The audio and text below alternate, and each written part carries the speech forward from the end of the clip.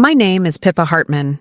I'm 38 years old, and for the past 15 years, I've been a real estate agent. It's a job that demands precision, patience, and a certain resilience. I've learned all that firsthand. Every day, I juggle open houses, client meetings, paperwork, and negotiations while trying to maintain a semblance of balance with my family obligations. It's a delicate dance, one where I'm often expected to put others' needs before my own, especially when it comes to the family. On paper, my life looks steady, maybe even enviable. I own a condo I bought with my own hard-earned money. I have a husband named Jason and a young daughter, Emma, who are my world. My career, though challenging, has given me a measure of independence and pride. But beneath that surface, the reality is far more complicated. Family gatherings, which should be a source of comfort, often feel like minefields. The tension simmers just beneath the polite laughter and clinking glasses. I'm always aware of the unspoken expectations, the subtle pressures to conform, to be the good daughter who doesn't rock the boat. Success in our family isn't always celebrated if it challenges the status quo. I remember the last reunion vividly. It was a sunny Saturday afternoon, and the house was filled with nearly 35 guests, cousins, aunts, uncles, neighbors, all sharing food and stories in a grand dining room that had seen years of these gatherings. The room was warm with the scent of roasted chicken and fresh herbs, the sounds of clinking cutlery mixing with laughter and chatter. But beneath the convivial atmosphere, I could feel the undercurrent of something darker. My parents, Richard and Linda, had invited everyone, yet somehow this event became the stage for a confrontation I never expected. They approached me with an unsettling calm, their eyes fixed on me with something that felt like quiet insistence.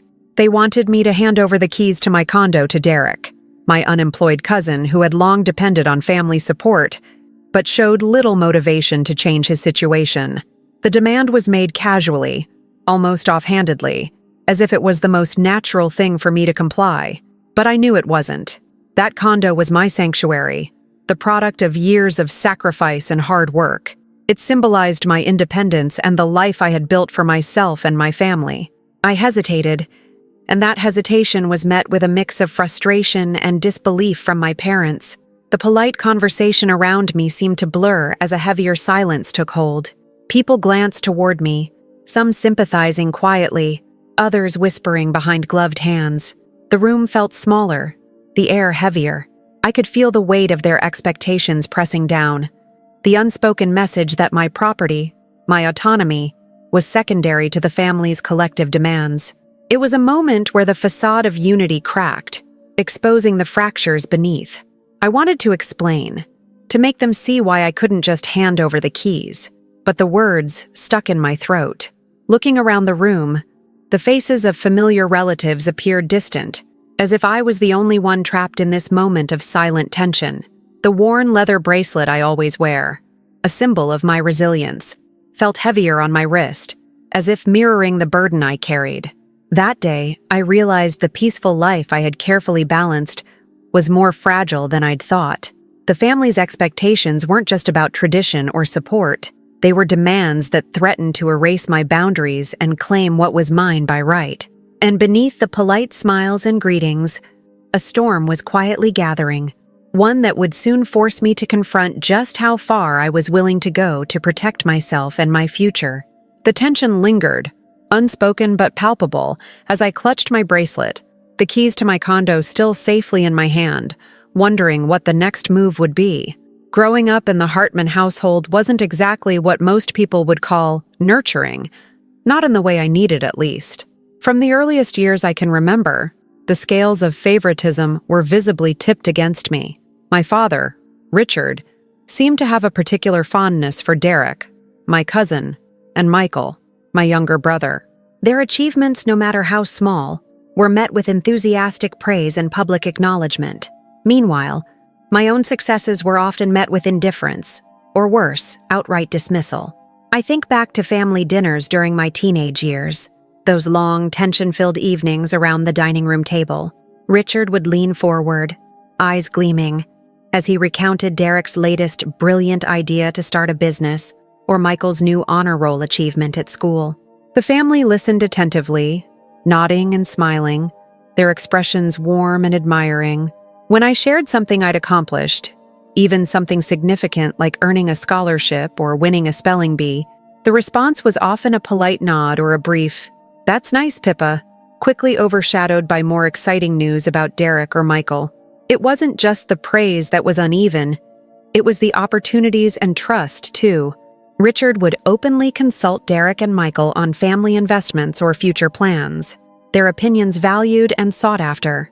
I remember sitting at the edge of these conversations, often invisible, my ideas ignored or dismissed as unrealistic or unimportant.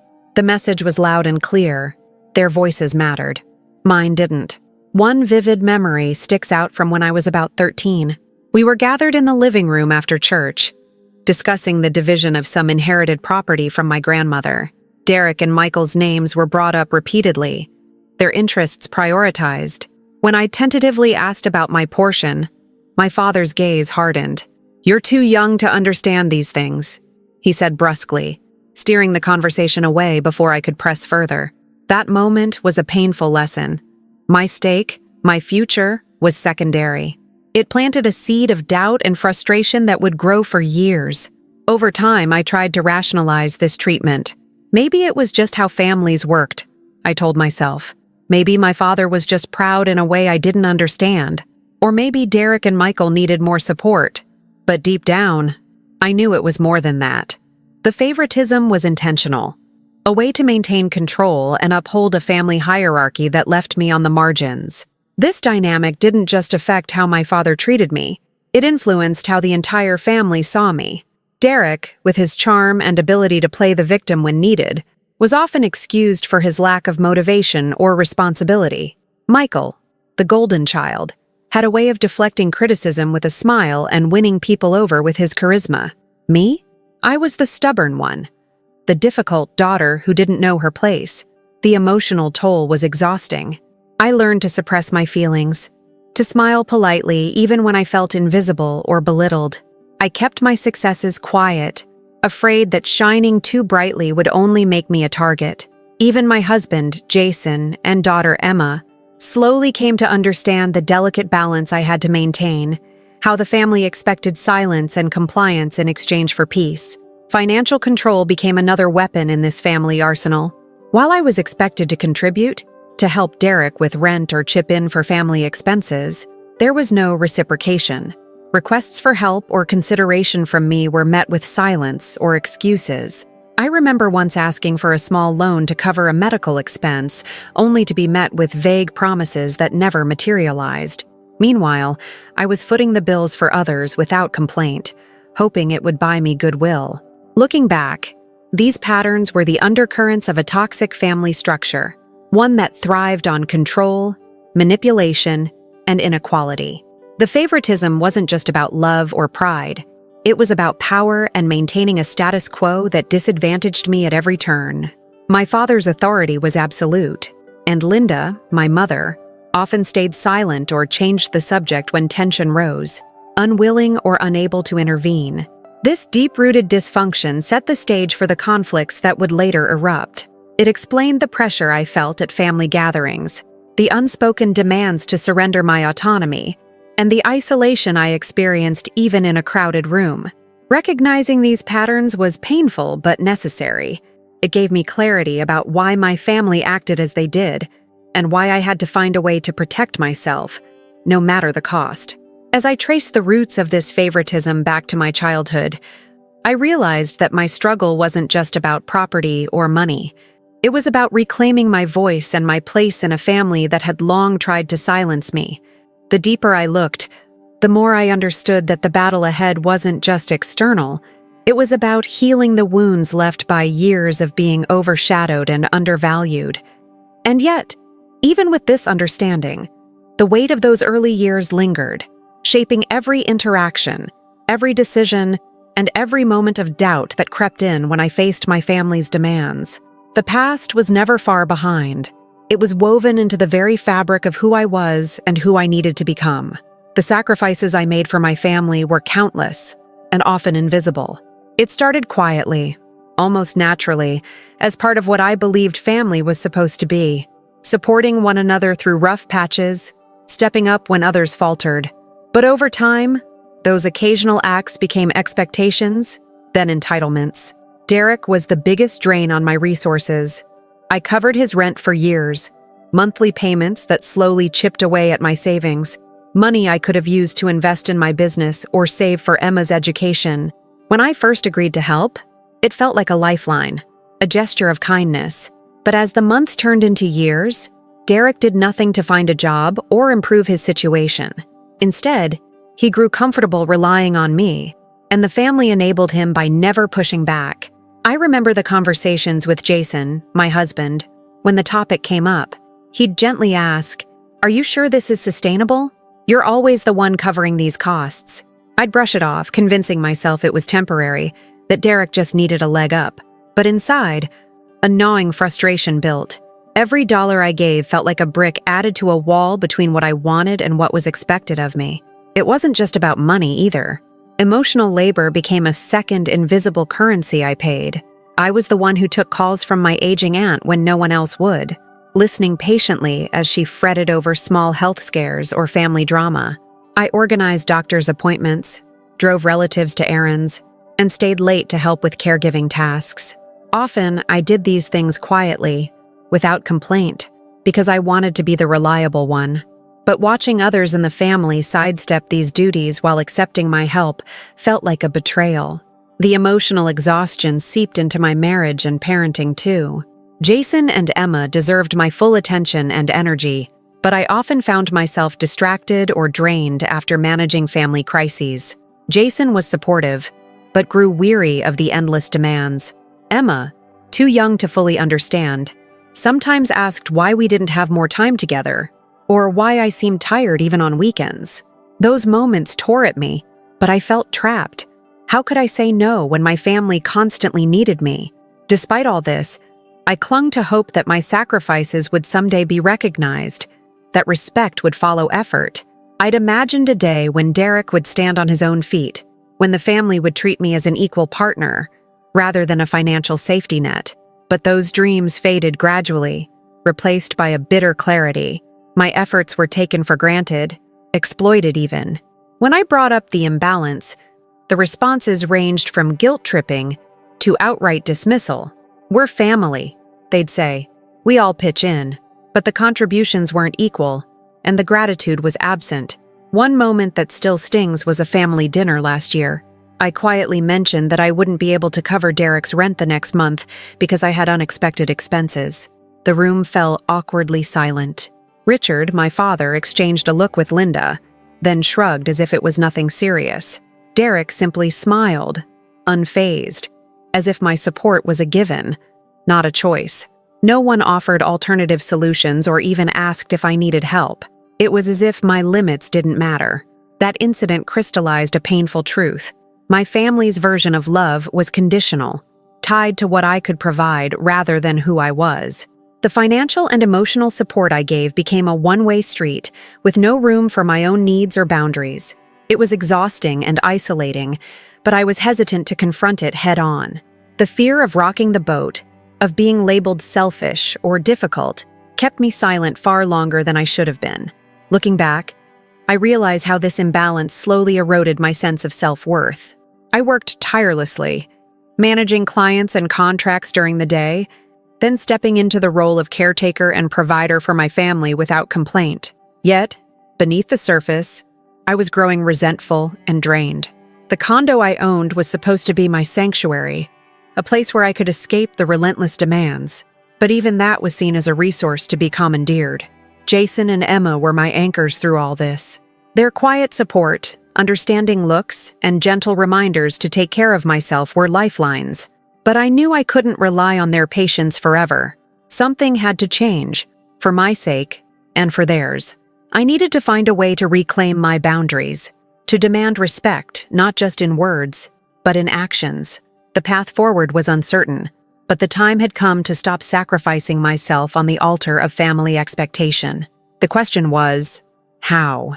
The day of that family reunion still lingers in my mind, vivid and raw as if it happened yesterday. The house buzzed with the familiar hum of voices and laughter. the clinking of glasses, and the aroma of roasted chicken, freshly baked bread, and herbs that filled the air like a comforting blanket. Nearly 35 faces surrounded me: cousins, aunts, uncles, even neighbors who had been invited as part of the extended Hartman family. The dining room table gleamed under the chandelier, its polished surface reflecting the warm afternoon light that streamed through the windows. Yet beneath the surface of good cheer, something heavier, darker, was brewing. I could sense it like a low current running beneath my skin, tightening my chest in anticipation. My parents, Richard and Linda, had been exchanging subtle glances earlier in the afternoon, their expressions unreadable, but unmistakably fixed on me. When they finally approached, the polite buzz around me seemed to dull and fade, their presence compressing the air. "Pippa?" My father's voice was calm, but carried an unmistakable edge, one that brooked no argument. "It's time you hand over the condo keys to Derek." His words struck me like a blow, not because they were loud or angry, but because of the cold certainty behind them. It was as if I was expected to obey without question, to relinquish ownership of a place I had fought years to call mine, the sanctuary of my independence. I clutched the small leather keychain in my hand, feeling the familiar weight of it, the tangible symbol of every sleepless night, every sacrifice. I hesitated. My heart pounded, my mind scrambling for the right words. Words that could explain why this demand was unjust, why the condo wasn't just a piece of real estate, but the culmination of my hard work, my freedom, my family's future security. I tried to meet my father's eyes, searching for a flicker of understanding, but they were hard, unyielding. "Pippa," Linda's voice was softer, but the message was the same. "This is what the family needs. Derek deserves a place to start over." I could feel the weight of everyone's gazes shifting onto me. Some faces were blank, others strained with sympathy, and a few whispered behind cupped hands. The room suddenly felt claustrophobic, the air thick and heavy, as if the walls themselves were closing in. The scent of food and laughter blurred into a background hum as I found myself isolated in a spotlight of expectation and judgment. I can't," I stammered, swallowing the lump in my throat. "This condo is mine. I bought it with my own money. For my family." The words hung in the air, fragile but resolute. For a moment, there was stunned silence. Then, without warning, the unthinkable happened. My father's hand shot out, fingers striking me across the cheek with a force I didn't anticipate. The sharp sting blossomed immediately, hot and burning across my skin. My bracelet, a worn leather piece I always wore as a reminder of my resilience, snapped free from my wrist and flew across the room, landing with a soft thud near the table leg. Gasps rippled through the room. 35 pairs of eyes widened, mouths opened in shock, but no one moved. The silence stretched, thick and suffocating. I stood frozen, the burn on my cheek throbbing in tandem with the pounding of my heart.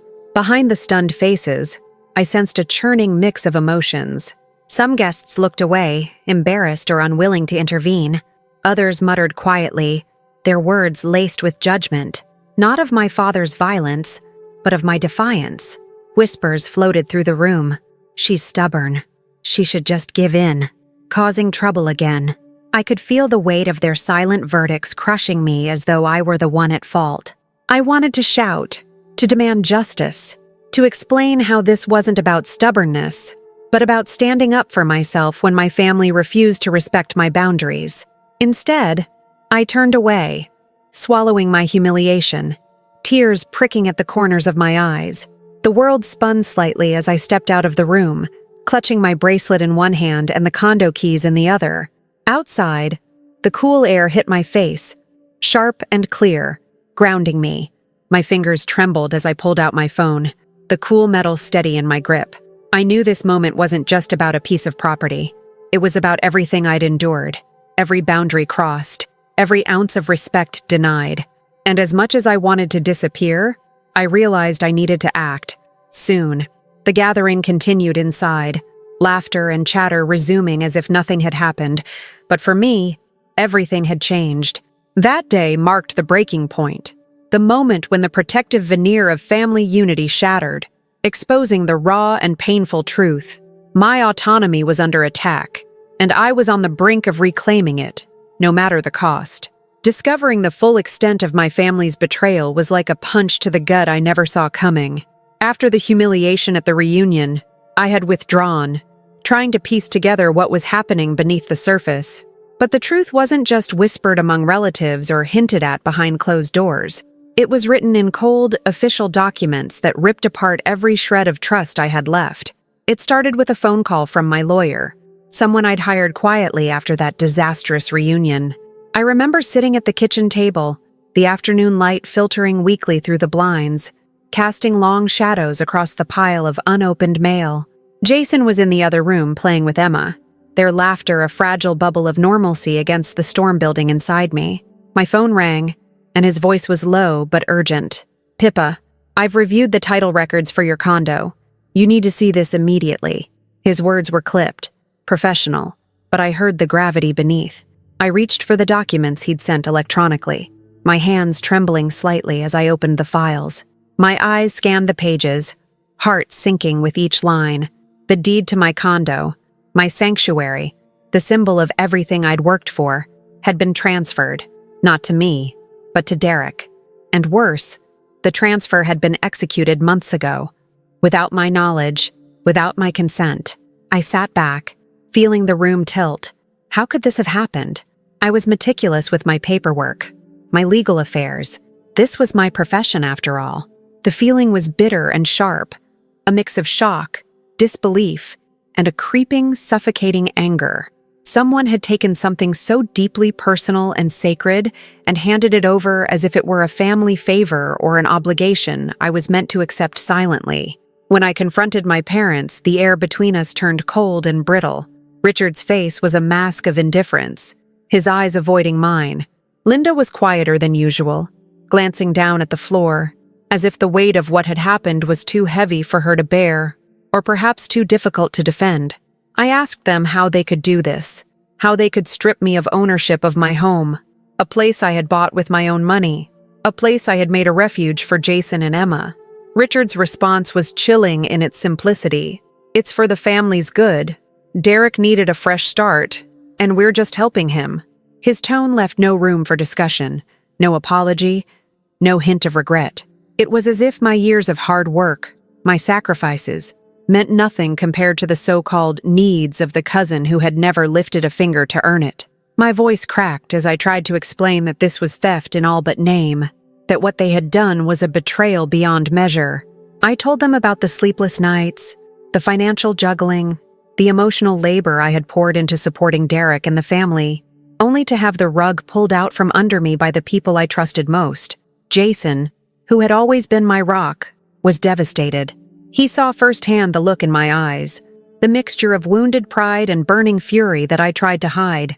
Emma, too young to fully grasp the complexities, clung to my side, sensing something was wrong but unable to understand why Mommy was so quiet, so shaken. Their support became my anchor in a sea of betrayal. The betrayal cut deeper than just the legal transfer. It was the collusion, the secret meetings, the whispered agreements that had robbed me of my rights while I was left in the dark. It made me question everything about my family's version of love and loyalty. How could they prioritize Derek's entitlement over my years of investment and care? How could they justify erasing me from my own life's foundation? That night, I sat alone in the condo, the walls echoing with silence. The worn leather bracelet lay on the mantelpiece, broken and discarded like a symbol of my resilience being tested to its limits. I felt a storm raging inside me, a fierce determination growing alongside the hurt. The family had crossed a line, and now there was no going back. This wasn't just about property anymore. It was about reclaiming my dignity, my autonomy, and protecting the life I had built. The betrayal was a brutal awakening to the toxic reality I'd been entangled in for years.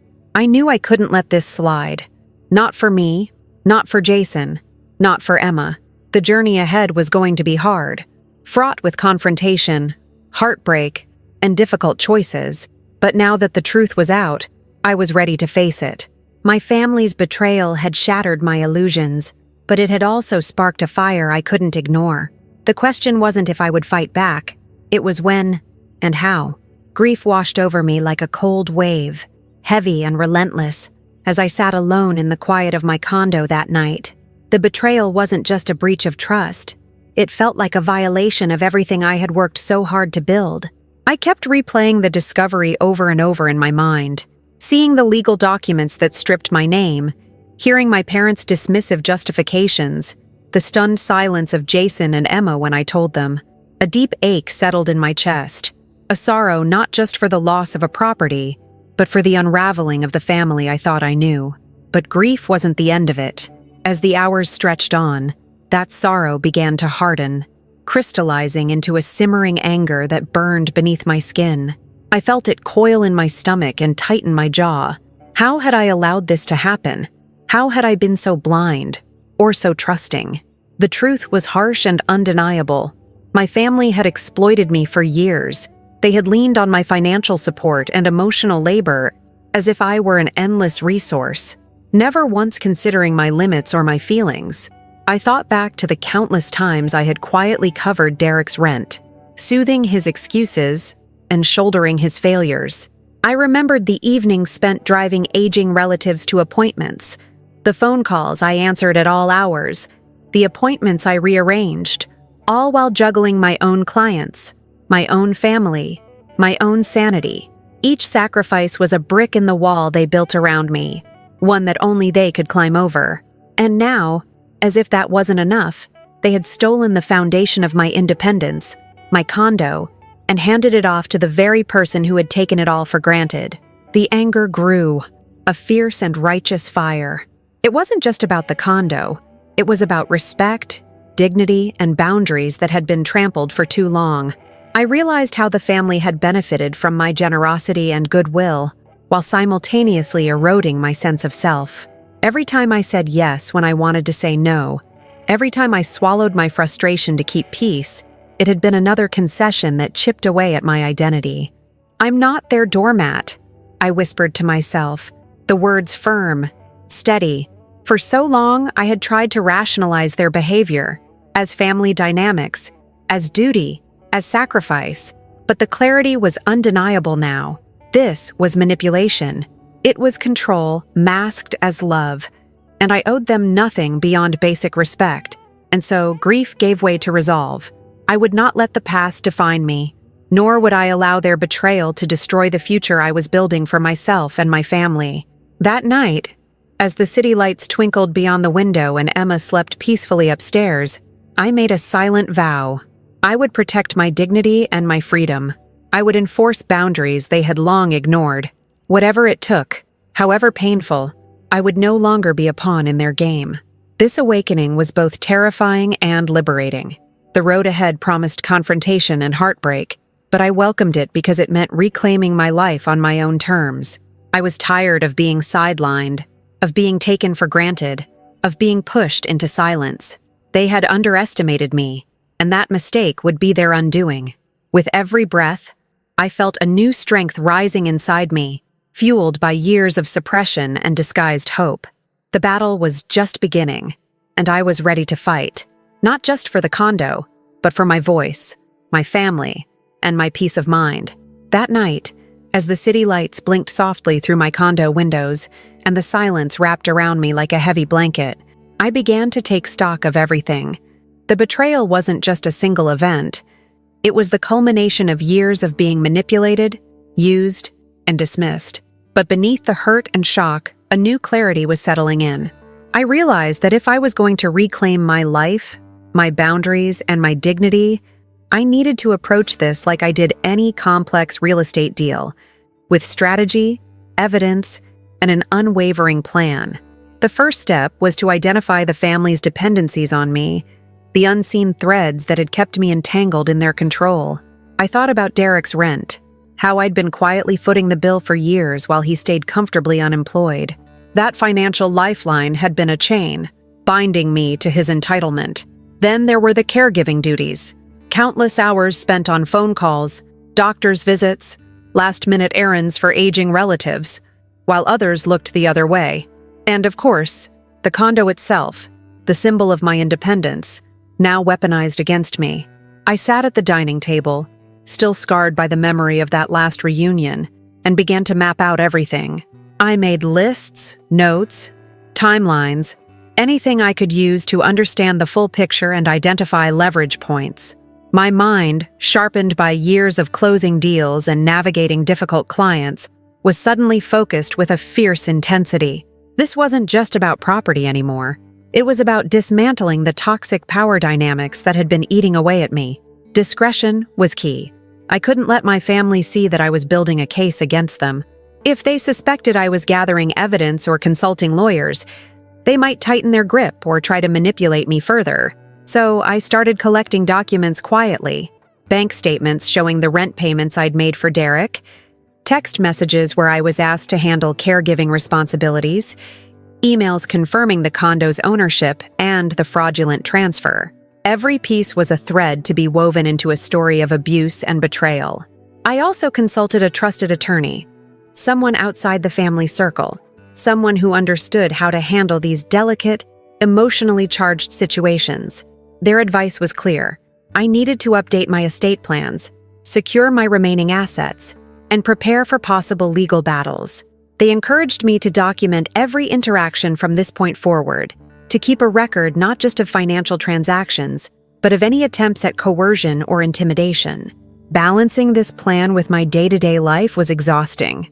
Between managing my real estate clients, attending to Emma's school events, and keeping Jason's spirit lifted, I felt like I was walking a tightrope. But beneath the fatigue, there was a growing sense of empowerment. For the first time in years, I wasn't just reacting to my family's demands. I was taking control. I took small but deliberate steps to protect what was still mine. I changed the locks on the condo, ensuring no one could enter without my permission.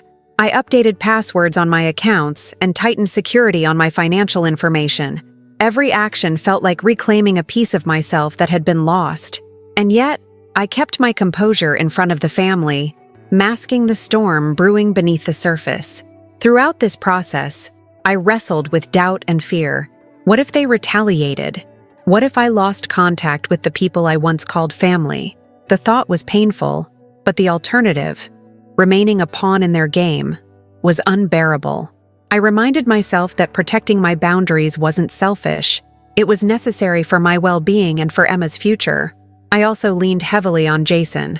His steady presence was a balm during the darkest moments. We talked late into the night about the path ahead, about standing firm, and about the importance of self-respect. He reminded me that love should never come at the cost of one's dignity. Together, we planned how to shield Emma from the chaos, to nurture a home where she would learn that respect is non-negotiable. As days turned into weeks, I felt a transformation within me, a shift from victim to strategist, from silent sufferer to empowered defender. The quiet gathering of evidence, the legal consultations, and the tightening of my personal boundaries were the first moves in a larger game. I was setting the stage to challenge the family's toxic hold once and for all. But even as I prepared for confrontation, I knew the road ahead would be treacherous. The family's grip was strong, and their sense of entitlement deeply entrenched. Yet, the fire inside me burned brighter than ever. I was ready to dismantle the lies and demands that had kept me chained for too long. The fight to reclaim my life had begun, not with shouts or accusations, but with quiet resolve and careful planning. And as I sat alone that night, the worn leather bracelet still on my wrist as a reminder of my resilience, I understood that this was just the beginning of a long, difficult journey toward freedom and respect. I knew the moment had come to change the game, but I also understood the importance of subtlety. This wasn't a battle to be won with grand gestures or shouting matches. It was a slow, deliberate process, like a real estate deal that unfolds over months, requiring patience, precision, and careful timing. So I began my withdrawal quietly, almost imperceptibly at first. My phone started to ring less often from family members, but I didn't return all those calls anymore. Derek's voice, always so casual, so entitled, used to be a constant in my daily routine. I'd answer, listen to his complaints about job hunting or excuses for missed payments, and offer support. But gradually, I stopped picking up. When he left voicemails, I let them go unanswered, my heart tightening every time but my resolve hardening. It was time for him to face the consequences of his dependence. Invitations to family dinners and weekend gatherings followed, and I declined more and more. The polite, "I'm sorry, I have other plans," became my standard reply, delivered with the calm tone of someone who was simply busy, not someone avoiding conflict. I could almost hear the silent judgments behind the hang-ups and the pointed questions later on, but I refused to justify myself. Every no was a brick in the wall I was building around my own peace. Financially, the shift was even clearer.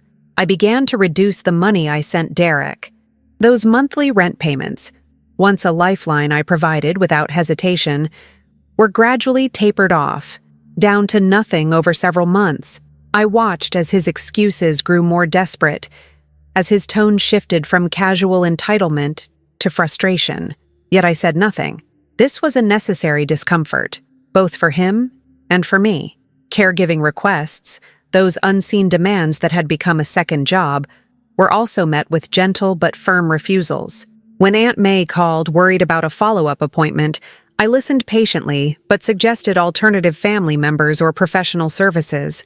When my mother asked if I could drive Grandpa to his doctor's visit, I explained my schedule was too tight to take on more responsibility. Each refusal felt like a small rebellion, a reclaiming of time that had been swallowed by family obligations for years. Simultaneously, I took practical steps to secure my sanctuary. Changing the locks on my condo wasn't just about physical security, it was a message to my family, and more importantly, to myself. No more unauthorized entries. No more silent intrusions.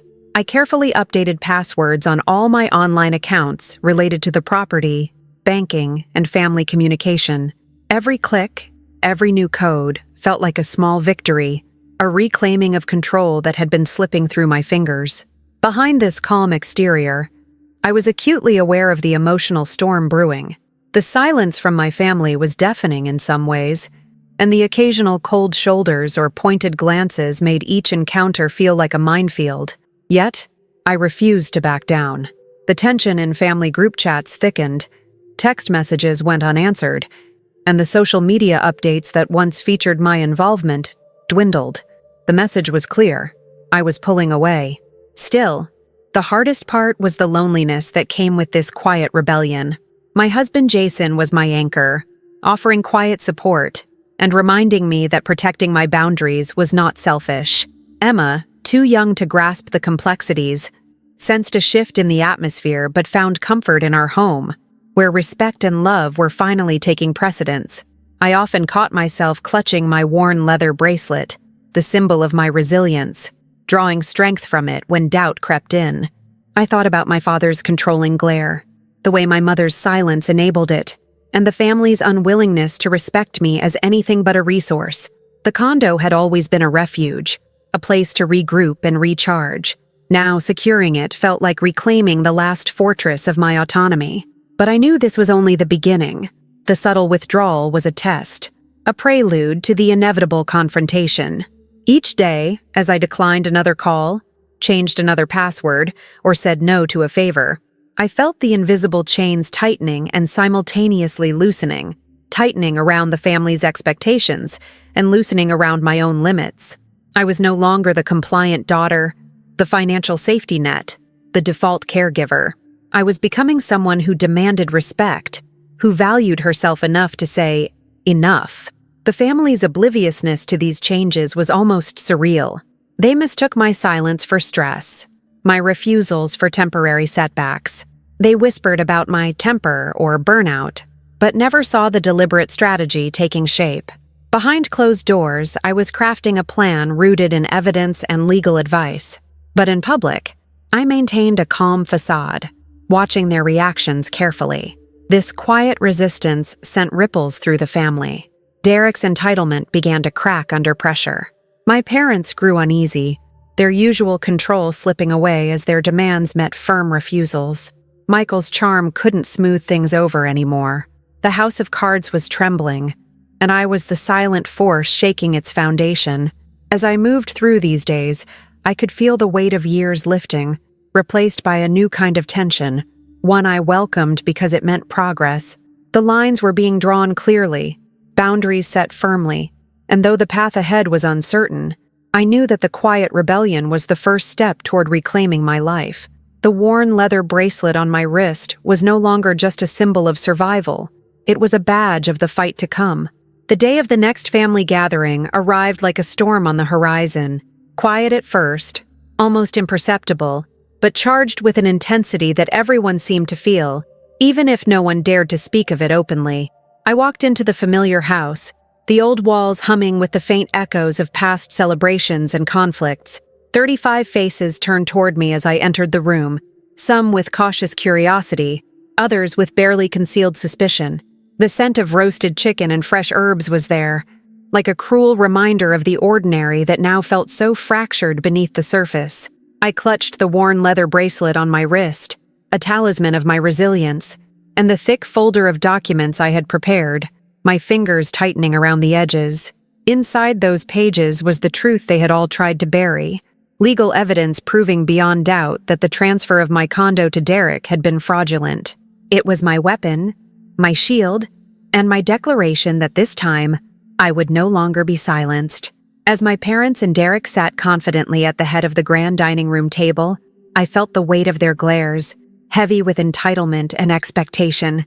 Richard's posture was rigid, lips pressed thin, while Linda avoided my eyes, her silence like a quiet acquiescence to the chaos about to unfold. Derek, ever the picture of smug entitlement, leaned back in his chair, fingers drumming on the polished wood, clearly unbothered, and perhaps even amused. Taking a deep breath, I stepped forward, my voice calm but firm, breaking through the murmur of background conversations.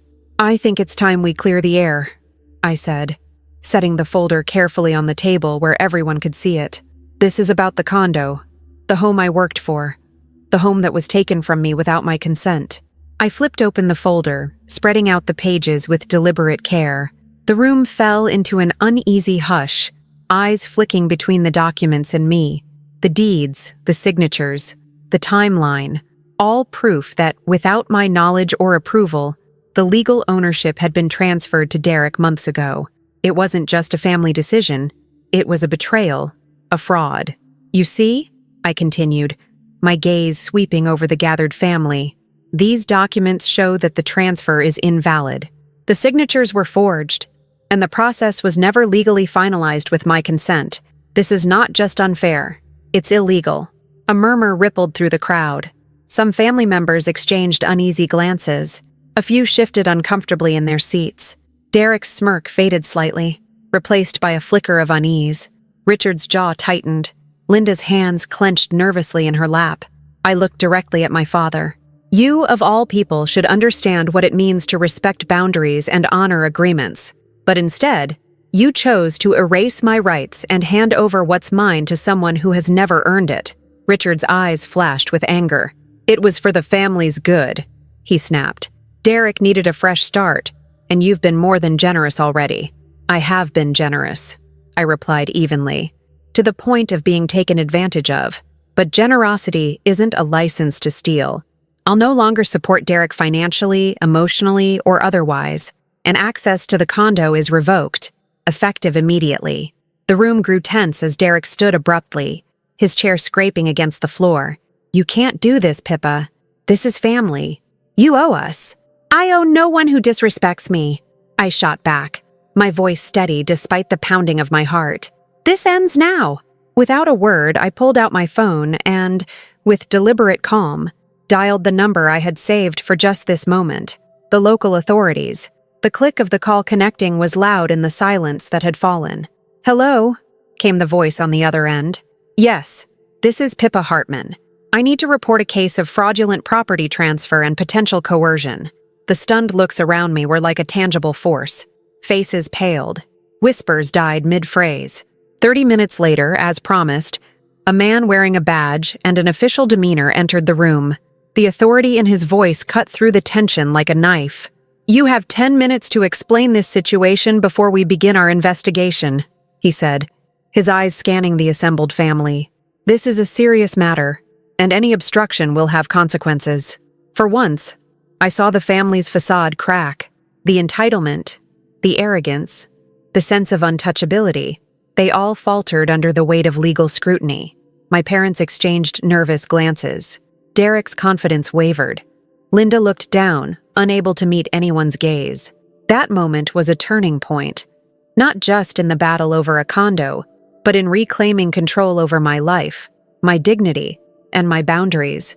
I stood tall, bracelet on my wrist, the folder with the documents beside me, and the man with the badge as an unexpected ally at my side. The fight was no longer private or silent. It was out in the open, where it belonged. And as the clock ticked down, I knew this was just the beginning of a long and difficult process. But for the first time in years, I was no longer afraid to demand respect, not just from my family, but for myself. The fallout was immediate and palpable, erupting like a storm that had been simmering beneath the surface for far too long. Derek's world began to unravel the moment the authorities showed up. His smug confidence cracked visibly, replaced by desperation and disbelief. I watched as he paced back and forth in the living room, his phone pressed tightly to his ear, voice trembling as he tried to negotiate with landlords and creditors. The eviction notices, which had been piling up quietly for weeks, suddenly became very real. The safety net he had relied on, my financial support and the covert cooperation of my parents, was gone. Around the family, the atmosphere shifted dramatically. Richard's usual posture of unshakable authority faltered. For the first time in years, I caught the flicker of uncertainty in his eyes, the rigidity in his jaw giving way to tension that betrayed his internal unraveling. His control, once absolute, was slipping like sand through his fingers. The dismissive air that had so often stifled me was replaced by a desperate, almost pleading energy as he scrambled to regain some semblance of order. Family members who had long stood silently on the sidelines suddenly found their positions precarious. Linda, ever the enabler, seemed caught between loyalty and fear. Her eyes darted nervously as she muttered half-hearted apologies, her voice barely above a whisper when she attempted to smooth things over. But the damage was done, and her attempts at peacekeeping were met with cold shoulders or outright silence. In the days that followed, the family's veneer of unity shattered. Phone calls flooded my inbox, some laced with guilt, others thick with anger and blame. My mother's voice trembled when she called, "Pippa, can we just talk? We didn't mean for any of this to happen." I stayed composed, my voice steady but firm. "The truth had to come out, Mom. This isn't about blame. It's about respect and boundaries." Richard's attempts to reassert dominance became more transparent and desperate. He sent texts demanding I reconsider, reminding me of family loyalty and what's at stake, but I refused to engage. Every message I ignored was a line drawn in the sand. The power he once wielded over me dwindled with each silent refusal. Michael, my younger brother, the golden child, found himself unexpectedly vulnerable. Without my financial cushioning, he struggled to maintain his lifestyle and influence. I overheard whispered conversations about financial strain and growing resentment toward Derek. The family's carefully maintained hierarchy was crumbling under the weight of my boundary setting. Extended relatives and neighbors, once passive observers, began to question the family's narrative. Whispers turned into conversations. "Isn't it unfair how they treated Pippa?" I always thought she was the one carrying the weight. Their support, though quiet, felt like a lifeline amid the chaos. Amid the turmoil, I stood my ground, buoyed by Jason's unwavering support and Emma's innocent smiles that reminded me why I had to fight. This was not a simple family dispute. It was a reckoning. The cracks in the Hartman facade were widening, exposing the deeply entrenched dysfunction and entitlement that had long gone unchecked. Each day brought new challenges, more calls, more confrontations, and more efforts to sway me back into compliance. But I was no longer the woman who would quietly endure or give in. With every refusal, I reclaimed a piece of myself, and with every boundary enforced, I took another step toward freedom. The family's desperate pleas and shifting alliances underscored the gravity of what I'd set in motion. But beneath their panic, I sensed something more, a dawning recognition that the old ways could no longer survive. The battle was far from over, but I now held the upper hand, armed with truth, resolve, and the unshakable support of those who truly mattered.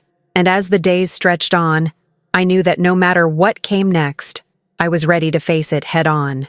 The Hartmans were forced to confront the consequences of their choices, and I was finally free to define my own path, one built on respect, dignity, and unwavering self-worth.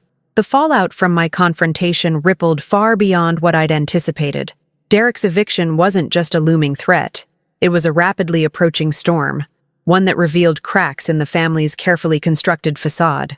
The man who once lounged with ease, confident that the family's support would always bail him out, was now pacing like a caged animal. His phone calls grew frantic, voices raised in desperation as he pleaded with landlords and creditors. It was the first time I saw his entitlement face the harsh reality of consequences. But it wasn't only Derek who felt the impact. My father, Richard, whose presence always commanded the room, began to unravel before my eyes. His usual steely calm dissolved into nervous energy, his jaw tensed taut, eyes darting anxiously as if searching for a way to regain control that was slipping relentlessly through his fingers. The commanding patriarch I had grown up with was now a man scrambling to patch over a collapsing empire. I could see the cracks deepen each day, not just in his demeanor, but in the family's dynamics overall. Linda, my mother, remained the enabler caught between loyalty and fear. Her voice, once a soothing balm, now trembled with uncertainty. She made tentative phone calls, murmuring soft apologies, trying to smooth the edges of this bitter conflict. But her efforts barely scratched the surface. The damage was already done. Family gatherings that once hummed with false harmony were now punctuated with cold shoulders and whispered grievances. The peacekeeper's role was unraveling, and the silence she wielded as a shield was no longer effective. The family's veneer of unity shattered as those who had once passively watched the dysfunction began to choose sides, or distance themselves altogether. I found my phone buzzing incessantly, messages from relatives filled with guilt, anger, and pleas. Some texted with heartfelt apologies veiled in regret, while others lashed out, blaming me for breaking the family or choosing the lawyer over blood. But I stood firm, answering only when necessary, my voice steady and resolute. This isn't about blame. It's about accountability and respect. Richard's attempts to reassert his authority became desperate and transparent. Text messages and calls flooded in, laced with thinly veiled threats and guilt trips about family loyalty and what's at stake. But I refused to be baited. Every unanswered message was a boundary firmly drawn.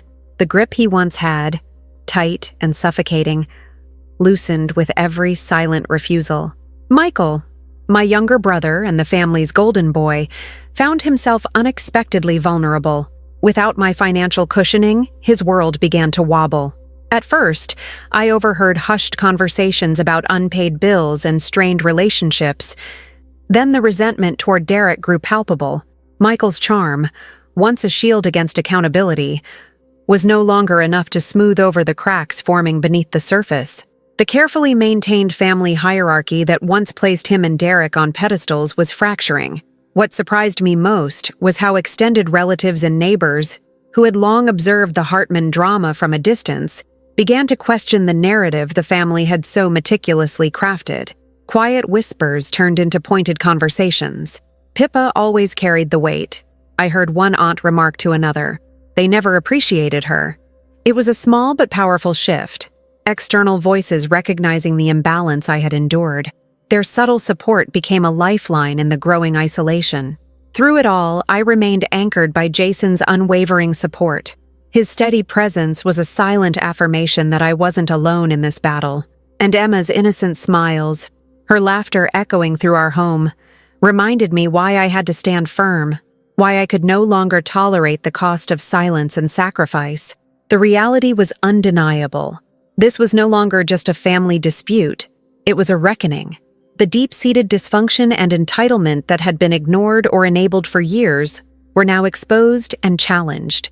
Each day brought new confrontations, more calls and messages attempting to pull me back into the fold, but I was no longer the compliant daughter eager to preserve peace at any cost. I was a woman reclaiming her voice and her boundaries. Every refusal, Every boundary enforced was a reclaiming of my dignity. The family's desperate attempts to mend fences only underscored how precarious their position had become. The familiar patterns of manipulation and control were failing, and though some family members expressed genuine remorse, others doubled down on blame, casting me as the villain for daring to assert myself. Yet, even amid the chaos, I felt a growing sense of empowerment. The cracks in the Hartman facade were widening, the foundation shaking beneath their feet. For the first time, I sensed that true change was possible, not because they chose it freely, but because they no longer had a choice. The battle would be long and difficult, and the emotional cost high, but I was ready. Armed with truth, resolve, and the love of those who truly mattered, I stood firm, knowing that respect must be earned, boundaries must be respected, and no family bond could justify the sacrifice of my self-worth. The days that followed the storm of confrontation were unlike anything I had ever experienced with my family. The tension remained palpable, but something had shifted. Lines had been drawn, and I was no longer willing to blur them. I found myself standing at a crossroads, finally ready to set non-negotiable terms for any future contact with the Hartmans. It was an act of courage and clarity born from years of pain and sacrifice. If they wanted to remain part of my life, they would have to respect certain boundaries: respect, accountability, and equality. Otherwise, there would be no contact at all. I remember sitting at the kitchen table one evening, the soft glow of the pendant light above casting a warm circle around the papers spread before me. I had drafted a letter, clear, firm, and honest, outlining exactly what I expected moving forward. It wasn't about ultimatums for the sake of power. It was about safeguarding my dignity and the well-being of my immediate family. The letter expressed how toxic patterns had worn me down, how their betrayals and manipulations had fractured trust, and that rebuilding that trust required sincere effort and change. I knew deep down that not everyone would embrace this. Some would resist, some would plead, others might disappear altogether. But I also understood that leaning into those fears would only trap me in the old cycle, one where my needs were always last on the list. I folded the letter carefully and placed it in an envelope addressed to my parents and Derek, sending copies to others who had been involved. It was time for accountability. I had no illusions it would be easy, but it was necessary. With that decisive step behind me, I turned my full attention to healing the family I truly had, the one built on mutual respect and love rather than bloodline alone. Jason's quiet strength became my sanctuary. I vividly recall a night when we sat on the couch, Emma asleep upstairs, and I finally let down the armor I'd carried for so long. "I'm scared," I admitted, voice barely above a whisper. "Scared that this will cost me everything I thought family meant." Jason reached out, taking my hand in his. "You're not alone," he said simply. "We're building something stronger. Not perfect, but ours." That moment crystallized everything. My marriage was a foundation solid enough to weather any storm. Together, we focused on creating a home where Emma could grow up surrounded by love, not manipulation. Days once stolen by family demands became ours again. Weekends spent biking through parks, bedtime stories filled with laughter rather than worry, little moments of peace that had been scarce for too long. I also leaned on close friends, those who had witnessed my struggles and offered unwavering support. Their words, their presence, and sometimes just their silent company helped me rebuild the fractured pieces of my spirit. I began practicing mindfulness, learning to recognize when old wounds tried to pull me back, and gently redirecting my energy toward self-compassion and growth. Throughout this journey, the worn leather bracelet on my wrist remained a silent companion. It wasn't just an accessory anymore. It was a symbol of my resilience and the boundaries I was steadfastly enforcing. Each time I touched it, I reminded myself that my worth was not defined by others' approval or acceptance. It was intrinsic, rooted in the love I gave to myself and those who truly deserved it. The Hartman family's response to these new boundaries was mixed and, at times, heartbreaking. Some relatives reached out, tentative but sincere, expressing regret and a willingness to change. Those conversations were fragile yet hopeful. like the first fragile shoots of spring after a harsh winter. Others, however, reacted with anger and denial, accusing me of betrayal or selfishness. Their refusal to acknowledge the harm they'd caused only reinforced the necessity of the boundaries I'd set. I came to understand that change, especially within a family, is rarely linear or easy. It demands both courage to confront uncomfortable truths and patience to allow healing to unfold in its own time. Some doors closed permanently, but others opened slowly, offering a chance at redefined relationships based on mutual respect, not entitlement. I also embraced the power of saying no without guilt. No to unreasonable demands, no to manipulation disguised as concern, no to sacrificing my well-being for the illusion of peace. This wasn't just a personal victory. It was a lesson I wanted Emma to see and learn, that respect for oneself is the foundation for all healthy relationships. As I look ahead, I don't pretend every day is free of challenges. The scars run deep, and moments of doubt still surface. But I face them armed with newfound strength and clarity. The Hartman name still carries weight, but it no longer controls me. I've rewritten the narrative, not by erasing the past, but by choosing which parts I carry forward. In this chapter of my life, peace isn't the absence of conflict, but the presence of boundaries. Freedom isn't isolation, but connection on my own terms. And love isn't obligation, but a choice made with open eyes and a full heart.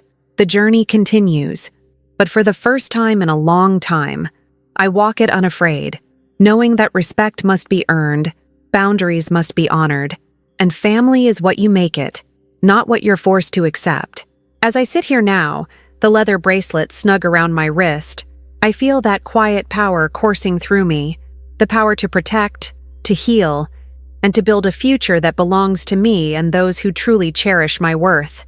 The road ahead remains uncertain, but it is mine to walk, and I am ready.